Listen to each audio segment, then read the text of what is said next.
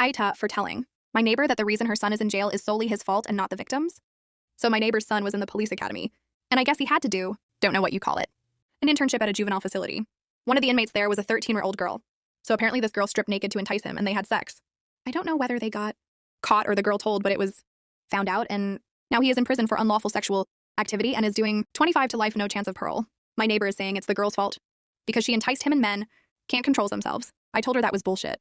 Men have control. He was the adult, and it was his responsibility to tell her to put her clothes on and walk away. She got mad saying men can't control that. I said, so you're saying so has no reasoning ability and that he is no more than an animal, which is another reason he should not be around a vulnerable demographic. She called me an asshole and went back to her house in tears.